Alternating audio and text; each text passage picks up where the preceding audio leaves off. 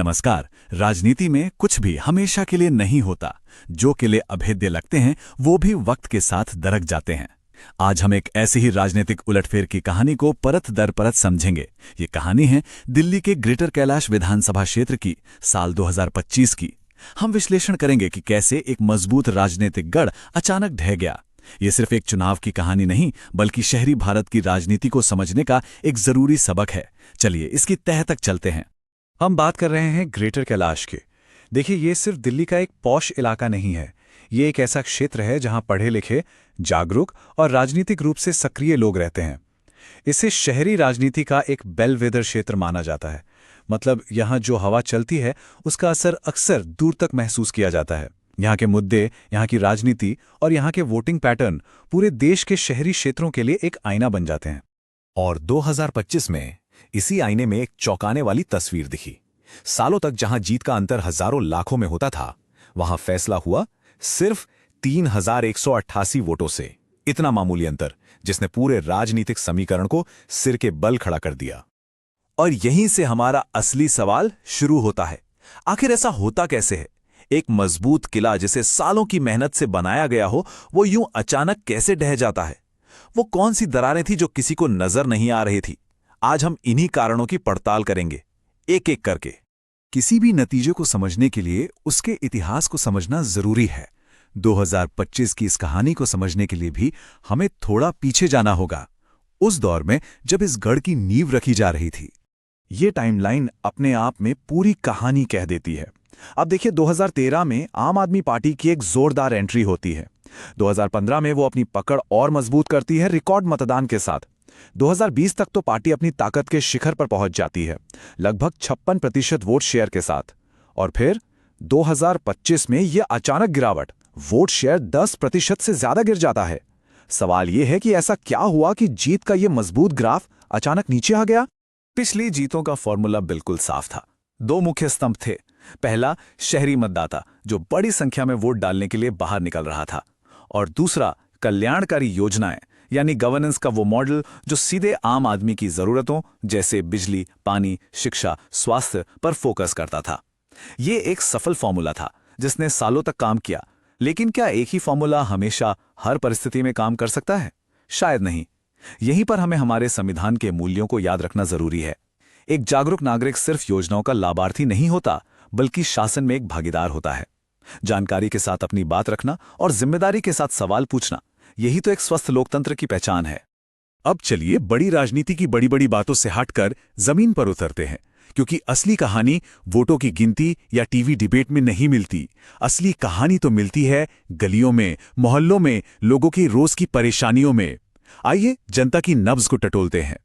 ये टेबल उस चुनाव का एक्सरे है। ये दिखाता है कि लोगों के मन में असल में क्या चल रहा था। आप देखिए, सबसे ऊपर कौन सी समस्याएं हैं? पानी और सीवेज, कूड़ा और साफ सफाई, और पार्किंग, ट्रैफिक, अतिक्रमण। ये वो 3 रोजमर्रा की दिक्कतें थीं जो लोगों के धैर्य की परीक्षा ले रही थीं। और जब धैर्य का बांध टूटता है तो बड़ी बड़ी राजनीतिक कहानियां भी उसके बहाव में फीकी पड़ जाती हैं। सबसे पहले पानी।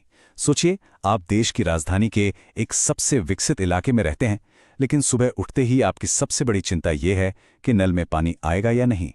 पुरानी जर्जर पाइपलाइनें और बार बार सप्लाई में रुकावट, ये यहाँ के लोगों के लिए एक रोज की हताशा बन चुकी थी। इसके बाद कूड़े की समस्या। अपने घर के बाहर, अपनी गली में कूड़े का ढेर देखना किसे पसंद है?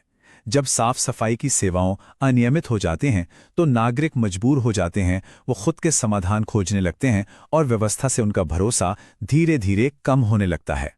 और फिर पार्किंग। ये शायद शहरी जीवन की सबसे बड़ी त्रासदियों में से एक है। गाड़ी घर से निकालने से पहले 100 बार सोचना कि वापस आकर उसे खड़ी कहाँ करेंगे। फुटपाथों पर गाड़ियां जिससे पैदल चलने की जगह नहीं। ये छोटी मोटी असुविधा नहीं है, ये सीधे तौर पर लोगों की रोजमर्रा की जिंदगी की क्वालिटी पर हमला है। तो इन सब शिकायतों का हुआ क्या? क्या लोगों ने विरोध किया, प्रदर्शन किए? शायद नहीं, पर उन्होंने अपनी नाराजगी दर्ज कराई, एक अलग तरीके से, एक खामोश तरीके से। चलिए अब इन शिकायतों को असल वोटिंग पैटर्न के साथ जोड़कर देखते हैं। आंकड़े हमें बताएंगे कि जमीन का गुस्सा वोटिंग बूथ तक कैसे पहुंचा। और यहां एक बेहद चौंकाने वाला आंकड़ा हमारे सामने आता है। देखिए, 2015 में जब पार्टी के समर्थन का शिखर था, तब लगभग 67% लोगों ने वोट डाला था। लेकिन 2025 में ये आंकड़ा गिरकर सिर्फ 55% पर आ गया। मतलब 11% से ज्यादा वोटर चुनाव वाले दिन घर से निकले ही नहीं। ये कोई छोटी बात नहीं है। और इस गिरते मतदान का सीधा नतीजा क्या हुआ, ये देखिए। 2020 में जहां आम आदमी पार्टी को बीजेपी पर 15% से भी ज्यादा की एक तरफा बढ़त हासिल थी, वहीं 2025 में पासा पूरी तरह पलट गया। बीजेपी आम आदमी पार्टी से लगभग 3% वोटों से आगे निकल गई। वो 11% वोटर जो घर बैठ गए, उन्होंने ही जीत और हार का पूरा समीकरण बदल दिया। राजनीति विज्ञान की भाषा में इसे वोटर एपैथी या मतदाता उदासीनता कहते हैं। लेकिन आसान शब्दों में इसका मतलब है जब आपके अपने ही समर्थक निराश होकर या शायद ऊब कर वोट डालने नहीं आते। ये एक तरह का खामोश विरोध है। ये इस बात का संकेत है कि वोटर को लग रहा है कि उसकी आवाज सुनी नहीं जा रही। चुनाव सिर्फ नए वोटर जीतकर नहीं जीते जाते, बल्कि अपने मौजूदा समर्थकों को वोटिंग के दिन बूथ तक लाकर भी जीते जाते हैं। तो अब तक हमने जमीनी मुद्दों को देखा और हमने आंकड़ों की कहानी को भी समझा। आइए अब इन सभी धागों को एक साथ जोड़ते हैं और 2025 के इस फैसले का एक मुकम्मल विश्लेषण करते हैं। तो अब तस्वीर बिल्कुल साफ है। सबसे पहला और सबसे बड़ा कारण मतदान में भारी गिरावट। दूसरा, अपने ही समर्थकों में एक तरह की थकान या आत्मसंतुष्टि। तीसरा, पार्टी के बड़े राष्ट्रीय नैरेटिव और लोगों के रोज के स्थानीय मुद्दों के बीच एक बढ़ता हुआ फासला। चौथा, विपक्ष की एक सधी हुई रणनीति जिसने इन कमियों को पहचाना और उनका फायदा उठाया। और आखिर में नतीजा ये हुआ कि बीजेपी अपने कोर वोटरों को बूथ तक लाने में कामयाब रही, जबकि आम आदमी पार्टी के कई समर्थक घर पर ही रह गए। इन सब ने मिलकर इस राजनीतिक उलटफेर को अंजाम दिया। हार सिर्फ एक अंत नहीं होती, ये सीखने और चीजों को सही करने का एक मौका भी होती है। तो अब हम समस्या से समाधान की ओर बढ़ते हैं। यहाँ जो हम बात करेंगे वो सिर्फ किसी एक पार्टी के लिए रणनीति नहीं है, बल्कि शहरी भारत में किसी भी सरकार के लिए अच्छी और जवाबदेह गवर्नेंस का एक यूनिवर्सल ब्लूप्रिंट हो सकता है। ये वापसी का एक प्रैक्टिकल रोडमैप है, एक 90 दिन का प्लान। पहला कदम, डेटा को फिर से समझना और अपनी टीमों को दोबारा खड़ा करना। दूसरा, लोगों के बीच जाना, उनकी बात सुनना, स्थानीय मुद्दों पर काम शुरू करना। तीसरा, अपना संदेश बदलना, बड़े नारों की जगह स्थानीय समस्याओं और उनके समाधान पर फोकस करना। चौथा, घर घर जाकर व्यक्तिगत संपर्क साधना। पांचवां, स्थानीय कार्यक्रमों के जरिए अपनी मौजूदगी दर्ज कराना। और छठा और सबसे जरूरी कदम, वोटिंग के दिन अपने हर एक समर्थक को बूथ तक लाना। वोटरों का भरोसा वापस जीतने के लिए ये हर एक कदम जरूरी है। और ये सब करते हुए भारत के डेटा प्रोटेक्शन कानूनों का सम्मान करना भी उतना ही जरूरी है। नागरिकों का डेटा एक अमानत है और उसकी प्राइवेसी और सुरक्षा सुनिश्चित करना हर राजनीतिक दल की जिम्मेदारी है। और आज के डिजिटल दौर में ये लड़ाई सिर्फ जमीन पर नहीं, बल्कि हर किसी के फोन की स्क्रीन पर भी लड़ी जाती है। यहां मुद्दा सिर्फ प्रचार का नहीं है, बल्कि विश्वास बनाने का है। व्हाट्सएप के जरिए सीधे लोगों से जुड़ना, इंस्टाग्राम और फेसबुक रील्स पर अपने काम को दिखाना, गलत सूचनाओं का तुरंत खंडन करने के लिए एक फैक्ट चेक डेस्क बनाना और स्थानीय मुद्दों को उठाने के लिए सही हैशटैग्स और इन्फ्लुएंसर्स का इस्तेमाल करना। एक पढ़े लिखे शहरी वोटर तक पहुंचने के लिए सही माध्यम से सीधी और सच्ची बात कहनी होगी।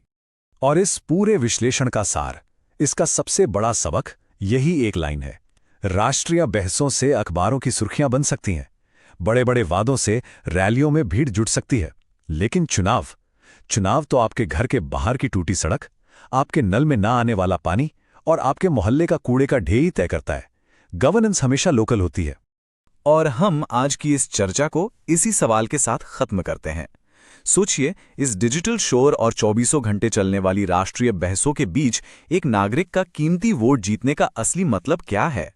क्या ये सिर्फ एक नारा है या फिर उनकी रोजमर्रा की जिंदगी को सच में थोड़ा बेहतर, थोड़ा आसान बनाने का एक सच्चा और ईमानदार वादा? इसका जवाब हर नेता और हर नागरिक को खोजना होगा। अगर आप एक जन केंद्रित नेता बनना चाहते हैं और अपने निर्वाचन क्षेत्र का उत्थान करना चाहते हैं, तो blueprintstrategies.ai से mgr@blueprintstrategies.ai पर संपर्क करें या 08042041602 पर कॉल करें। राजनीति से परे उद्देश्य।